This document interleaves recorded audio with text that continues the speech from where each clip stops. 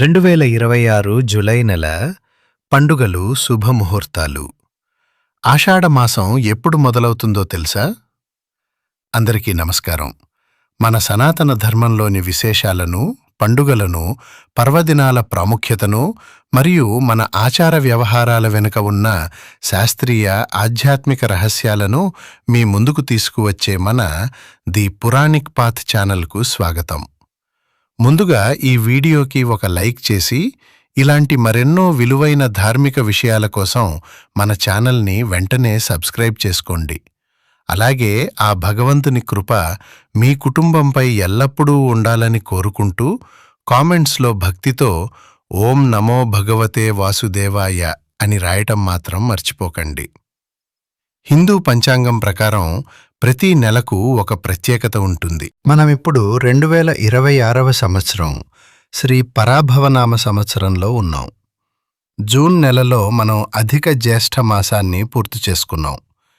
ఇక ఈ జులై నెలలో రాబోయే పండుగలేమిటి, శుభముహూర్తాలు ఉన్నాయా లేదా, అలాగే అందరూ ఎంతో ఆసక్తిగా ఎదురుచూస్తున్న ఆషాఢ మాసం ఎప్పుడు మొదలవుతుంది, అందులో ఉన్న నియమాలేమిటి అనే విషయాలను ఇప్పుడు ఈ వీడియోలో మనం అత్యంత వివరంగా తెలుసుకుందాం.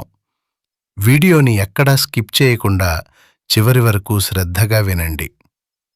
2026 జులై నెల క్యాలెండర్ ఒకసారి గమనిస్తే ఈ నెల 2 వేర్వేరు మాసాల కలయికగా ఉంటుంది.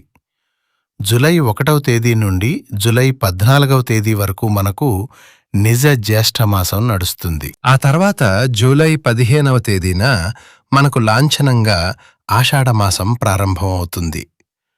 ముందుగా మనం ఈ జులై మొదటి పక్షం రోజుల్లో ఉన్న శుభముహూర్తాల గురించి మాట్లాడుకుందాం. జులై 15 తర్వాత ఆషాఢమాసం మొదలవుతుంది కాబట్టి దాదాపు నెల రోజుల పాటు పెళ్లిళ్ళు, గృహప్రవేశాలు లేదా కొత్త వ్యాపారాలు ప్రారంభించటానికి ఎలాంటి శుభముహూర్తాలు ఉండవు. కాబట్టి ఎవరైతే తమ ఇళ్లలో వివాహాది శుభకార్యాలు జరిపించాలనుకుంటున్నారో వారు జులై మొదటి 2 వారాల్లోనే, అనగా జులై 14వ తేదీ లోపే మంచి ముహూర్తాన్ని చూసుకుని ఆ కార్యాలను పూర్తి చేసుకోవడం ఎంతో ఉత్తమం. జులై మొదటి వారంలో వివాహాలకు, గృహారంభాలకు మరియు నూతన వాహన కొనుగోళ్లకు అద్భుతమైన ముహూర్తాలు అందుబాటులో ఉన్నాయి. మీ దగ్గరలోని పండితులను సంప్రదించి వధూవరుల నక్షత్రాలకు అనుకూలమైన తారాబలం ఉన్న రోజుని ఎంచుకుని ఆ శుభకార్యాలను నిర్విఘ్నంగా జరిపించుకోవచ్చు. ఇక జులై నెల మొదటి సగంలో రాబోయే ముఖ్యమైన పర్వదినాల గురించి తెలుసుకుందాం. జులై 10వ తేదీ శుక్రవారం నాడు జ్యేష్ఠ బహుళ ఏకాదశి వస్తుంది. దీనినే యోగిని ఏకాదశి అని కూడా అంటారు. ఈ రోజున ఉపవాసం ఉండి శ్రీ మహావిష్ణువును పూజిస్తే సమస్త పాపాలు తొలగిపోవడమే కాకుండా అనారోగ్య సమస్యల నుండి కూడా గొప్ప ఉపశమనం లభిస్తుందని పురాణాలు చెబుతున్నాయి. ముఖ్యంగా చర్మ వ్యాధులు, దీర్ఘకాలిక రోగాలతో బాధపడేవారు ఈ యోగిని ఏకాదశి వ్రతాన్ని ఆచరించడం వల్ల అద్భుతమైన ఆరోగ్య ప్రయోజనాలను పొందుతారు. ఇక జులై 12వ తేదీ ఆదివారం నాడు క్షయతిథి కారణంగా మాసశివరాత్రి మరియు ప్రదోష వ్రతం రెండూ కలిసి వస్తున్నాయి. ఈరోజు సాయంత్రం ప్రదోషకాలంలో పరమశివుడికి మారేడు దళాలతో పూజ చేసి అభిషేకం చేయించుకుంటే ఆ మహాదేవుని కరుణా కటాక్షాలు ఎల్లప్పుడూ మీ ఇంటిపై ఉంటాయి. జులై 14వ తేదీ మంగళవారం నాడు జ్యేష్ఠ అమావాస్య.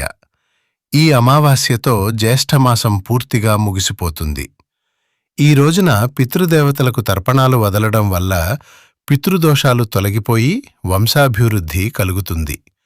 దీని తర్వాత జులై 15వ తేదీ బుధవారం నాడు ఆషాఢ శుద్ధపాడ్యమితో పవిత్రమైన ఆషాఢమాసం అడుగుపెడుతుంది.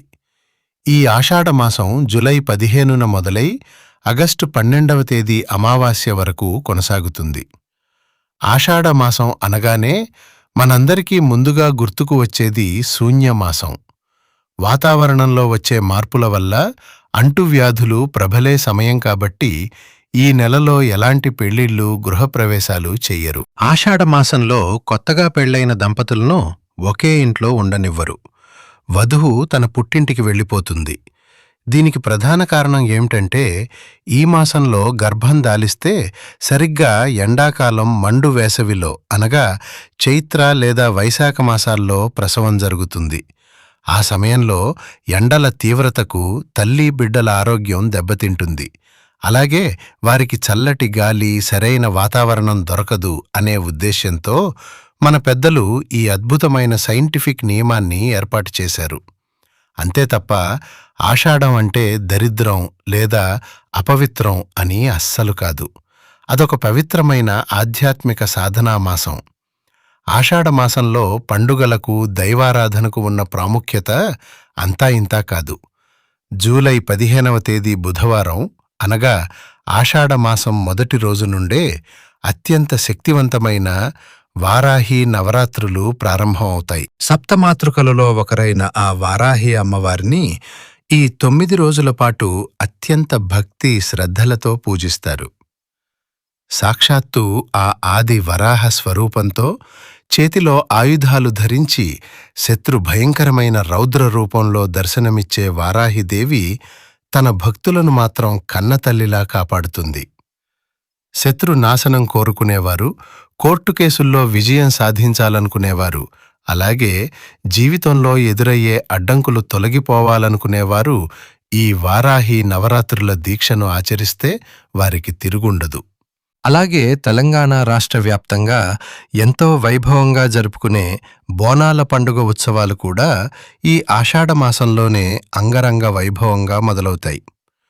ఊరడిగమ్మ, పోచమ్మ, ఎల్లమ్మ లాంటి గ్రామ దేవతలను శాంతింపచేసి సకల రోగాల నుండి, అంటువ్యాధుల నుండి తమను కాపాడమని భక్తులు సమర్పించే బోనాలతో ఊళ్ళన్నీ పండుగ శోభను సంతరించుకుంటాయి. ఆ తర్వాత జూలై 25వ తేదీ శనివారం నాడు అత్యంత విశేషమైన తొలి ఏకాదశి పర్వదినం వస్తోంది. దీనినే శయన ఏకాదశి లేదా దేవశయని ఏకాదశి అని కూడా పిలుస్తారు. శ్రీ మహావిష్ణువు క్షీరసాగరంలో ఆదిశేషునిపై యోగనిద్రకు ఉపక్రమించే పవిత్రమైన రోజు ఇది. హిందువులకు పండుగల పర్వం ఈ తొలి ఏకాదశితోనే మొదలవుతుంది. ఇక్కడి నుండి రాబోయే 4 నెలల కాలాన్ని చాతుర్మాస్యాలు అంటారు.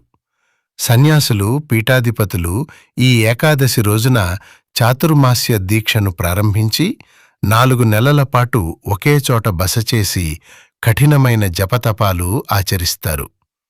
ఈ తొలి ఏకాదశి రోజున ఉపవాసం ఉండి విష్ణు సహస్రనామ పారాయణ చేస్తూ సాయంత్రం వేళ గుడికి వెళ్ళి స్వామివారిని దర్శించుకుంటే అప్పటి వరకు మనం చేసిన పాపాలన్నీ నశించిపోయి వైకుంఠ ప్రాప్తి కలుగుతుందని శాస్త్రాలు స్పష్టంగా చెబుతున్నాయి. ఈ తొలి ఏకాదశి తర్వాత జూలై 29వ తేదీ బుధవారము నాడు పవిత్రమైన ఆషాఢ పౌర్ణమి వస్తోంది. ఈ రోజును మనం గురు పౌర్ణమి లేదా వ్యాస పౌర్ణమిగా ఎంతో భక్తితో జరుపుకుంటాము. వేదాలను 4 భాగాలుగా విభజించి అష్టాదశ పురాణాలను, మహాభారతాన్ని లోకానికి అందించిన జ్ఞానప్రదాత వేదవ్యాస మహర్షి జన్మించిన దినమిది. సమాజంలో గురువు స్థానం దేవుడి కంటే గొప్పదని మన సనాతన ధర్మం చెబుతోంది. గురు బ్రహ్మ, గురు విష్ణు, గురుదేవో మహేశ్వరః అన్నట్లుగా ఈ రోజున మనకు విద్యాబుద్ధులు నేర్పిన గురువులను, ఆధ్యాత్మిక మార్గదర్శకులను, పీఠాధిపతులను పూజించి వారి ఆశీస్సులు తీసుకోవాలి. సాయిబాబా భక్తులు, దత్తాత్రేయస్వామి భక్తులు ఈ రోజున తమ గురుదేవులకు ప్రత్యేక అభిషేకాలు, విశేష పూజలు నిర్వహించి తరిస్తారు. గురు కటాక్షం ఉంటే జీవితంలో సాధించలేనిది ఏదీ లేదు. ఈ విధంగా 2026 జులై నెల మనకి ఎన్నో అద్భుతమైన ఆధ్యాత్మిక అనుభవాలను, పండుగలను తీసుకురాబోతోంది. బ్రహ్మదేవుడు రాసిన రాతను బ్రహ్మ కూడా చెరపలేడు అంటారు. కాని ప్రతిరోజూ దేవుడిని పూజించటం, నిష్టగా ఈ పండుగలను, వ్రతాలను ఆచరించటం ద్వారా ఆ రాతలో ఉన్న దోషాలు కూడా తొలగిపోయి అంతా మంచే జరుగుతుందని శాస్త్రాలు చెబుతున్నాయి. రాబోయే ఈ ఆషాఢమాసం మరియు అందులోని పర్వదినాలు మీకందరికీ శుభాలను, విజయాలను, సంపూర్ణ ఆయురారోగ్యాలను అందించాలని మనస్ఫూర్తిగా ఆశిస్తున్నాను. ఈ అద్భుతమైన మరియు విలువైన పంచాంగ సమాచారం మీకు నచ్చినట్లయితే తప్పకుండా వీడియోని లైక్ చేసి మీ బంధుమిత్రులందరికీ షేర్ చేయండి. ఇలాంటి మరెన్నో విశేషమైన ధార్మిక మరియు ఆధ్యాత్మిక విషయాల కోసం వెంటనే మన ది పురాణిక్ పాత్ ఛానల్ని సబ్స్క్రైబ్ చేసుకోండి. ధన్యవాదాలు.